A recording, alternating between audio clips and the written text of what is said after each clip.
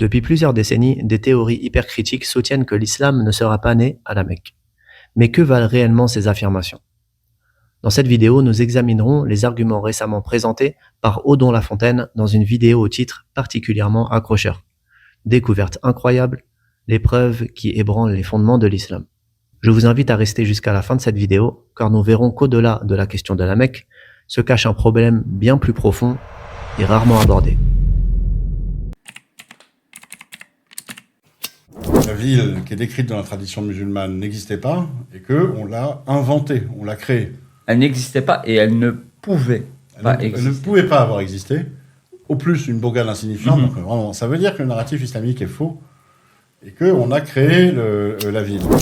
Et évidemment, là, on voit qu'on est face à une ville imaginaire, parce qu'il ne reste plus rien, en fait, de ce qu'on croit avoir été la ville historique. Alors, derrière, il faut rentrer là dans le détail, parce que les Saoudiens, ok, ils auraient détruit jusqu'à 95% de ce que on pourrait comprendre comme les bâtiments historiques. L'argumentaire de La Fontaine s'appuie, au début de son entretien, sur les données archéologiques. Il décrit la Mecque comme une ville imaginaire, un Las Vegas islamique qui n'aurait conservé aucune trace de la Mecque ancienne, un lieu où l'on ne trouverait pratiquement aucun vestige du passé. Cependant, il admet également que les fouilles archéologiques ne sont pas et n'étaient pas possibles sur place. Donc cette contradiction a le mérite d'être assez claire. Comment tirer des conclusions définitives de l'absence de découvertes archéologiques dans un lieu où les fouilles ne sont pas possibles? Alors, on n'a jamais fait de fouilles archéologiques dans les règles de l'art, avec des équipes indépendantes des autorités, des scientifiques. Mais quand les Saoudiens ont procédé à ces immenses campagnes de travaux, tout était quand même surveillé par des architectes. Et il y en a qui ont témoigné, il y en a un qui dit justement qu'on n'a rien retrouvé dans les immenses travaux qu'ils ont fait, où ils ont creusé très très profondément. On n'aurait rien retrouvé, alors, soit datant d'avant les Abbassides, donc 750, rien avant 750. Certains disent rien datant d'avant l'islam. Se baserait-il sur le seul témoignage d'un architecte ayant observé les travaux effectués sur place pour étayer ses propos? À en croire ces observations, cet architecte serait ainsi parvenu à affirmer qu'aucun vestige antérieur à l'époque abbasside, voire même antérieur à l'islam, n'aurait été découvert. Quoi qu'il en soit, cette affirmation possède une portée scientifique très limitée. Ajoutons que l'absence de preuve ne constitue pas en elle-même une preuve de l'absence, et c'est pourtant un principe assez élémentaire. Par ailleurs, la Mecque n'a cessé d'être habitée, reconstruite et transformée au fil des siècles afin de s'adapter aux besoins de chaque époque. Pourtant, La Fontaine la compare à des sites abandonnés et isolés, ayant fait l'objet de fouilles archéologiques approfondies, comme la ville de Ma'rib au Yémen. Et cette comparaison constitue un faux parallèle, tout simplement, puisqu'elle met en regard des contextes archéologiques qui ne sont en rien comparables. En définitive, la seule preuve de La Fontaine reste le témoignage oculaire d'un architecte.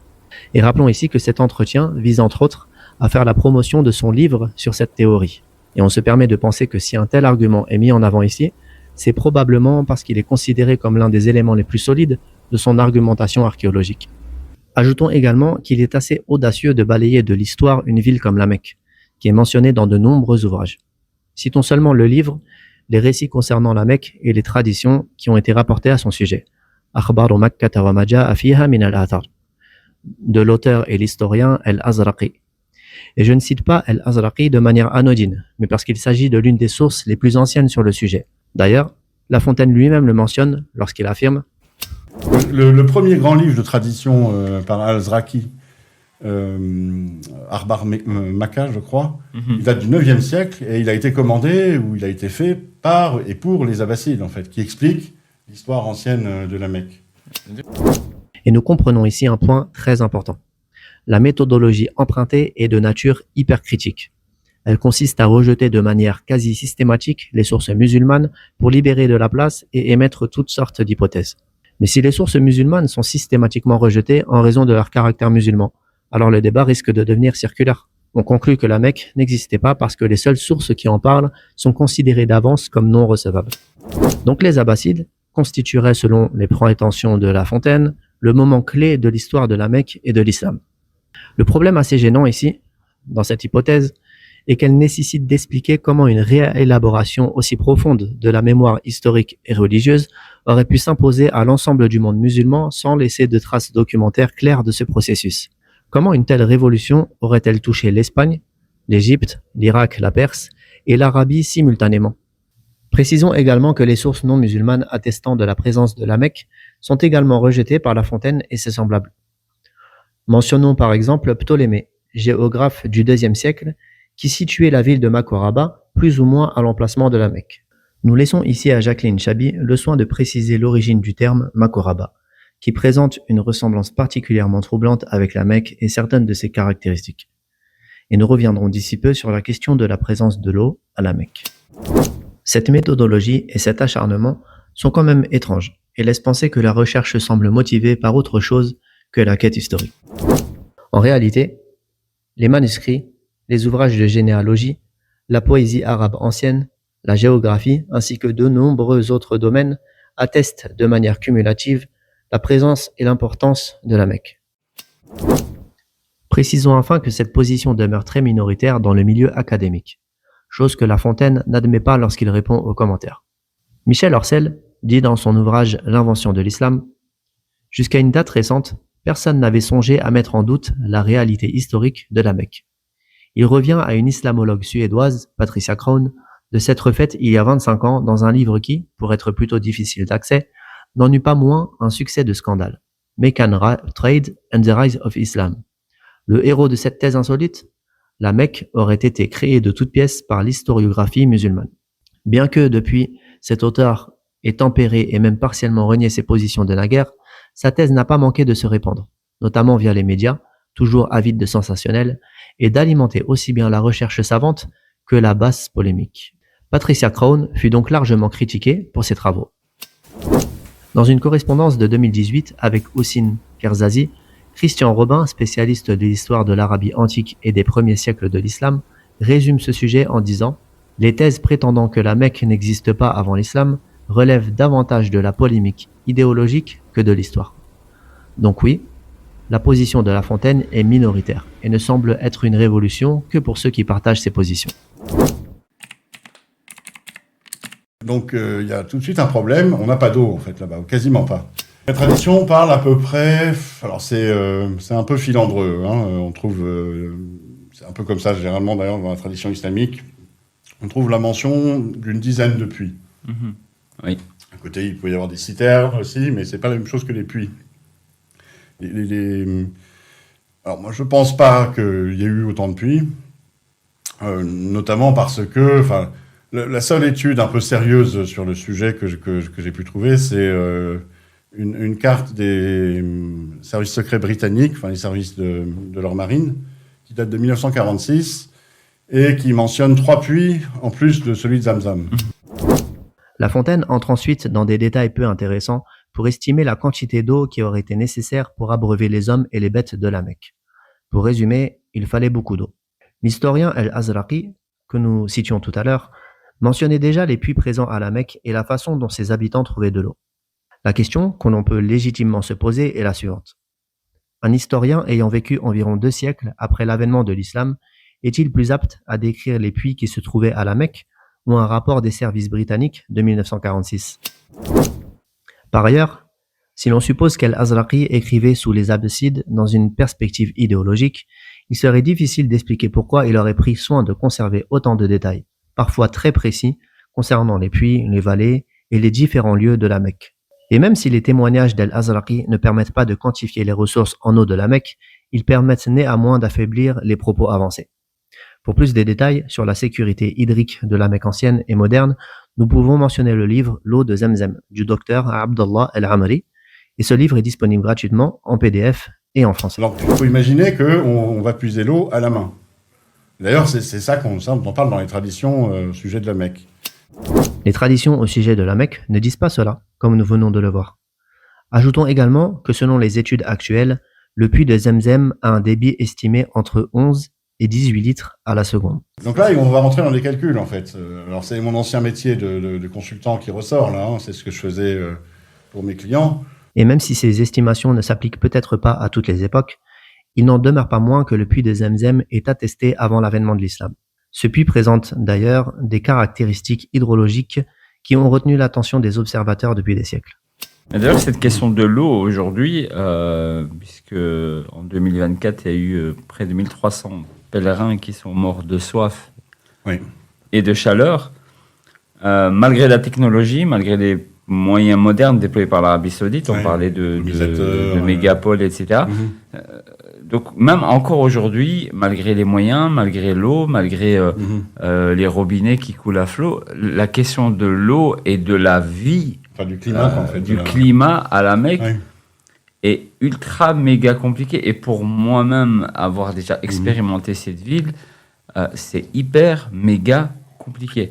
Donc, j'ose même pas imaginer à cette époque si aujourd'hui on arrive encore à se retrouver avec des morts à cause de l'assèchement, de l'assoiffement. Que dire alors à l'époque où on est sur des milliers de personnes qui auraient fondé une méga ville qui serait la Sans mère eau. des cités.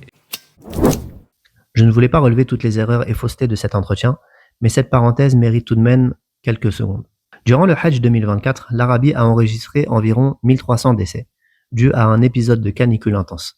La température a dépassé les 50 degrés. Cependant, 83% des décès concernent des pèlerins qui n'avaient pas d'autorisation pour accomplir le Hajj. La plupart empruntaient des chemins non prévus pour éviter les contrôles et ne jouissaient pas des services prévus pour les pèlerins, dont l'eau en abondance. Ceci concerne donc 83% sur 1300 décès, sur 1,8 million de pèlerins en 2024. L'ancien Sulayman se contredit lui-même dans ses propos, mais il semble finalement vouloir faire croire que l'eau manque encore aujourd'hui à la Mecque, alors même que les décès survenus lors du pèlerinage de 2024 ne représentent qu'environ 0,06% des pèlerins. Une telle présentation des faits est trompeuse et malhonnête, ou laisse envisager qu'ils n'avaient pas l'autorisation de se rendre à la Mecque à l'époque où ils s'y rendaient. C'est hyper méga compliqué. Dont la tradition nous dit que ça se passe à la Mecque. On a par exemple le prophète, enfin on va dire le locuteur coranique, appelons-le comme ça, enfin la personne qui parle dans le Coran, qui s'adresse à des agriculteurs et des éleveurs. Et selon le narratif islamique, selon la tradition, ça se passait à la Mecque. Et ces agriculteurs, ils plantent de la vigne à la Mecque, bon d'accord, des oliviers, non c'est pas possible à la Mecque, c'est pas du tout possible. Des céréales, éventuellement si on a de l'irrigation, mais il n'y a pas assez d'eau pour ça. Ou des grenades, pareil. Enfin, il n'y a pas d'arbres à la Mecque, hein. Sauf si on fait venir de l'eau pour irriguer en continu, en fait. On voit aussi que dans le texte, le prophète, appelons-le comme ça, s'adresse aussi à des pêcheurs. Puis, après l'eau, un second argument est avancé. Il cite ici des éléments qui ne correspondraient pas, selon lui, à l'environnement immédiat de la Mecque. La présence de vignes, d'oliviers, de grenadiers ou encore la pêche en eau douce et en eau salée. Il semble que cette lecture soit très limitée, puisqu'il restreint arbitrairement la portée de certains passages coraniques. Prenons l'exemple de la sourate Les abeilles. Au début de cette sourate, Allah Azza wa Jal énumère les faveurs et les bienfaits qu'il a accordés aux hommes. Il dit وَالْأَنْعَامَ خَلَقَهَا لَكُمْ فِيهَا دِفْءٌ وَمَنَافِعُ وَمِنْهَا تَأْكُلُونَ وَلَكُمْ فِيهَا جَمَالٌ حِينَ تُرِيحُونَ وَحِينَ تَسْرَحُونَ. Les versets se poursuivent ensuite dans la même logique, avec la mention, effectivement, de certains éléments mentionnés par La Fontaine. هو الذي أنزل من السماء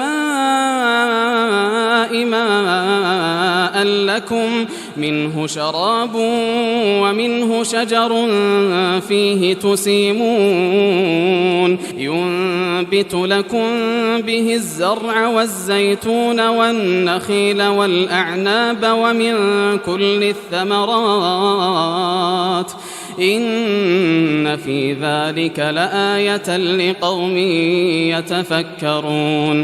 L'auditeur comprend aisément que le discours coranique ne s'adresse pas uniquement aux habitants de la Mecque, mais à l'ensemble de l'humanité, le Coran se présentant lui-même comme un message universel. Nous sommes pourtant seulement au verset 11, et selon l'analyse de La Fontaine, ces passages devraient nécessairement se rapporter exclusivement aux habitants de la Mecque, qui auraient donc dû posséder eux-mêmes des oliviers, des vignes ou des grenadiers. Or, le verset suivant déclare وسخر لكم الليل والنهار والشمس والقمر والنجوم مسخرات بأمره إن في ذلك لآيات لقوم يعقلون. La difficulté apparaît alors clairement. La logique du passage est universelle et vise à inviter l'homme à méditer sur les bienfaits d'Allah, non à dresser un inventaire exhaustif de l'environnement immédiat des Mécois. Ajoutons enfin qu'une réflexion sur une réalité donnée ne suppose nullement une expérience directe de celle-ci. Tu peux parfaitement contempler intellectuellement les chaînes de l'Himalaya, bien que tu ne les aies jamais vues de tes propres yeux, mais seulement connues par des descriptions, des récits ou des témoignages. De même, rien n'empêche les habitants de la Mecque de réfléchir à l'existence d'oliviers, de vignobles, de grenades ou autres réalités connues dans les régions voisines de l'Arabie. Pour finir sur cette séquence, La Fontaine me répondait en commentaire que son travail sur l'eau et les pâturages n'a pas été réfuté puisqu'il est récent et n'a été publié nulle part. Ce à quoi je réponds, s'il n'a jamais fait l'objet de recherches publiques, ce n'est peut-être pas sans raison. Donc on voit là qu'on est dans un contexte qui ne peut pas être celui de la Mecque en fait. Si on rajoute à ça la question de Jérusalem, on voit qu'il y a quand même une convergence d'éléments pour nous montrer que la Mecque ne peut pas avoir existé comme elle est décrite dans l'islam, qu'il s'est passé autre chose en fait, que c'était ailleurs. Un endroit où on pouvait faire de l'agriculture. Un endroit, des endroits où il y avait des pêcheurs par exemple. Mais il y a une chose qu'on peut voir et qui est passionnante en fait dans le Coran, c'est que, et ça c'est vraiment, c'est assez renversant, c'est que toutes les descriptions qu'on trouve dans le Coran et que la tradition islamique attribue à la Mecque correspondent aussi à Jérusalem, et parfois même beaucoup mieux. La Fontaine finit par reprendre une théorie déjà développée par certains islamologues depuis plusieurs décennies, voire bien avant cela. Selon cette hypothèse, l'islam aurait été, à ses débuts, une forme d'hérésie chrétienne et se serait développé à Jérusalem et non à la Mecque. Étudier cette hypothèse serait bien trop long et ce n'est pas l'objet de cette vidéo. Toutefois, les éléments que nous avons développés permettent déjà de réfuter plusieurs aspects de cette hypothèse minoritaire relevant d'un courant hypercritique. Et notons bien que cette hypothèse est ici mise en avant par des apologètes chrétiens, ce qui nous permet de garder à l'esprit les présupposés et les objectifs susceptibles d'orienter leurs analyses, leur développement et leurs spéculations. À la fin de cette vidéo, une question demeure. Pourquoi vouloir justifier que la Mecque n'existait pas? Ou plus précisément, que l'islam n'a pas vu le jour à la Mecque? Et là, la réponse va vous étonner. Depuis des siècles, ceux qui rejettent la révélation et la prophétie du meilleur des hommes, notre prophète Mohammed sallallahu alayhi wa sallam, se heurtent à une équation impossible. Comment expliquer que le prophète, qui était illettré et vivait dans une région peu marquée par une présence forte et visible de communautés juives et chrétiennes, ait pu transmettre avec tant de précision des récits et des références à des traditions anciennes, qu'elles soient chrétiennes, juives ou autres? Au 7e siècle, aucune traduction en arabe complète de l'Ancien ou du Nouveau Testament n'était disponible, encore moins les autres textes non canoniques qui n'étaient connus qu'auprès d'une catégorie infime d'hommes bien versés dans les textes. Par ailleurs, il est reconnu que le prophète, alayhi salatu wassalam, n'a pas eu d'enseignant, auquel cas ses ennemis auraient été les premiers à remettre en cause sa révélation. Et à l'inverse, les compagnons du prophète n'auraient pas manqué d'informer la communauté de ceux qui auraient transmis ce savoir à Mohammed, compte tenu de leur rang éminent et respectable. Or, rien de tout cela n'est rapporté. Face à ce problème impossible à résoudre, certains islamologues ont élaboré des théories tentant de recontextualiser l'histoire du prophète, alayhi salatu wassalam. Et je précise ici que je ne parle pas forcément d'Odon La Fontaine, car j'ignore sa position à ce sujet. Certains ont donc avancé que la Mecque n'existait pas là où elle se trouve aujourd'hui, mais qu'elle aurait été située plus au nord, en Syrie ou en Irak par exemple.